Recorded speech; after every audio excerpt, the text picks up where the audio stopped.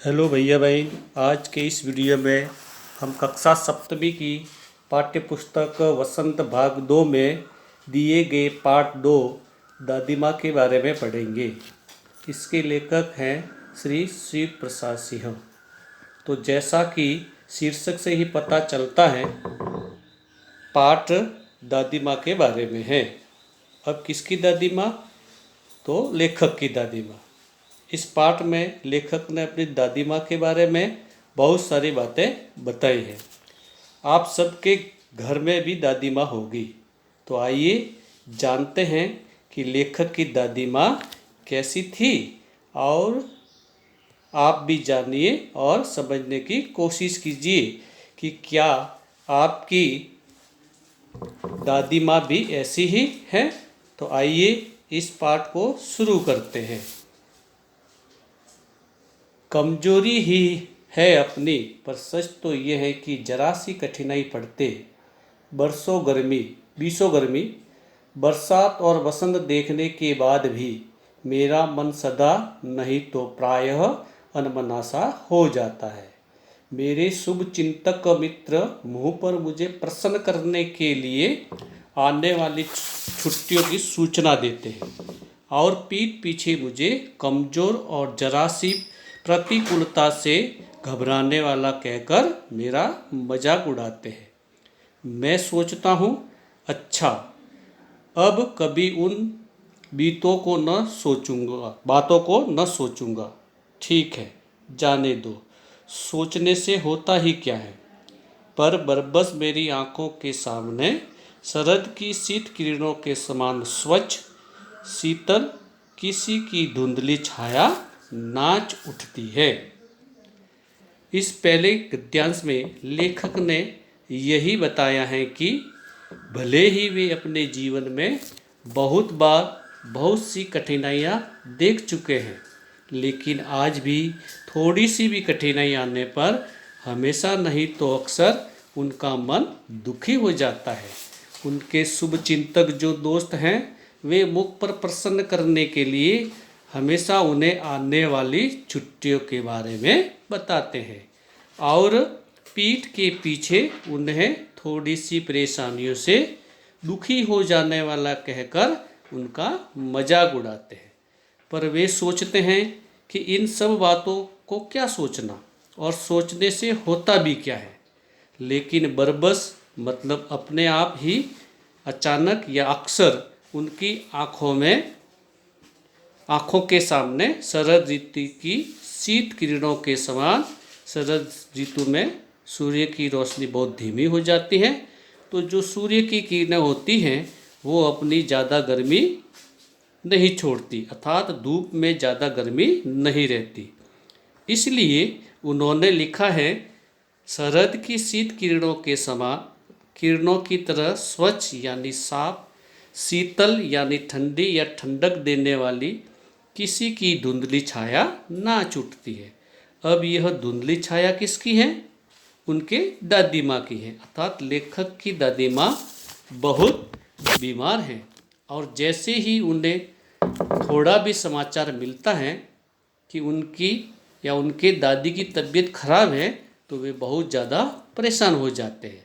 तो ऐसे में उनके दोस्त हमेशा उन्हें यही सांत्वना देते हैं कि आने वाली छुट्टियों में वे घर जाकर अपनी दादी से मिल सकते हैं, और पीठ के पीछे उनका मजाक उड़ाते हैं। लेकिन लेखक अपने उन दोस्तों के बारे में सोचना नहीं चाहता, क्योंकि उन्हें हमेशा अपनी दादी माँ की याद आती रहती है। अगला गद्यांश देखिएगा। मुझे लगता है जैसे क्वार के दिन आ गए हैं। मेरे गांव के चारों ओर पानी ही पानी हिलोरे ले रहा है। दूर के सिवान से बहकर आए हुए मोथा और साई की अध गली घासें, घेऊर और वन प्याज की जड़ें तथा नाना प्रकार की बरसाती घासों के बीच सूरज की गर्मी में खौलते हुए पानी में सड़कर एक विचित्र गंध छोड़ दे रहे हैं। रास्तों में कीचड़ सूख गया है, और गांव के लड़के किनारों पर जाग भरे जलाशयों में धमाके से कूद रहे हैं। अपने अपने मौसम की अपनी अपनी बातें होती है। इस गद्यांश का अर्थ इस प्रकार से है।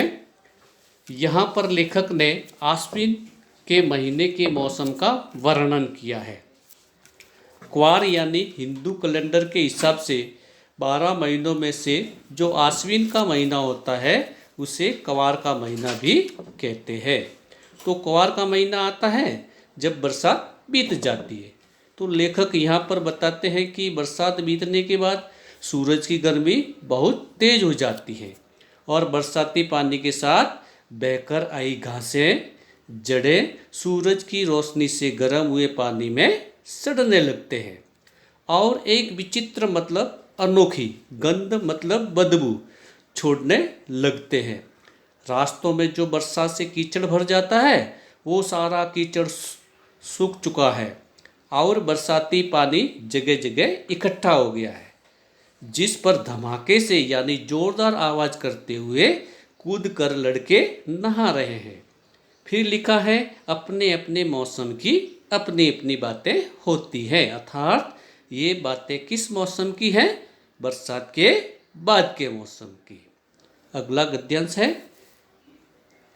आषाढ़ में आम और जामुन न मिले चिंता नहीं, अघन में चौड़ा और गुड़ न मिले दुख नहीं, चैत के दिनों में लाई के साथ गुड़ की पट्टी न मिले अफसोस नहीं, पर क्वार के दिनों में इस गंधपूर्ण झाग भरे जल में कूदना न हो तो बड़ा बुरा मालूम होता है। मैं भीतर हुड़क रहा था, 2-1 दिन ही तो कूद सका था, नहा धोकर बीमार हो गया। हल्की बीमारी न जाने क्यों मुझे अच्छी लगती है।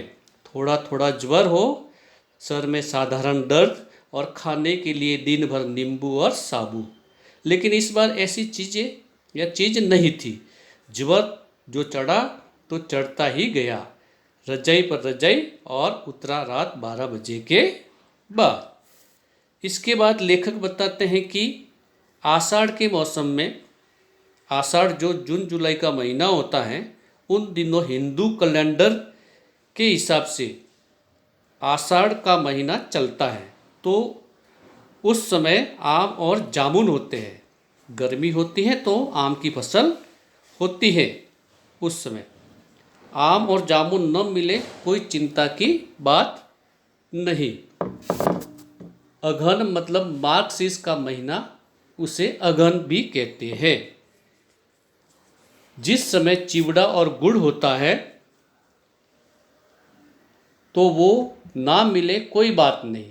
चैत के दिनों में लाई के साथ गुड़ की पट्टी आप सब ने खाई होगी। लेखक कहते हैं कि वो भी ना मिले तो कोई बात नहीं, कोई अफसोस नहीं, लेकिन आश्विन के महीने में अर्थात क्वार के महीने में इस गंधपूर्ण झाग भरे जल में कूदना न हो तो बहुत बुरा मालूम होता है। लेखक का बहुत मन होता है कि वे इस तालाब के पानी में कूदकर नहाएं। मैं भीतर हुड़क रहा था, अर्थात उनका बहुत ज़्यादा मन कर रहा था इस जल में नहाने के लिए। लेकिन 1-2 दिन कूदने के बाद वे बीमार हो गए और उसके बाद भयानक बुखार आ गया, जो कि उतरा रात के 12 बजे के बाद। तो इस प्रकार आज हमने 2 गद्यांशों का अध्ययन किया है।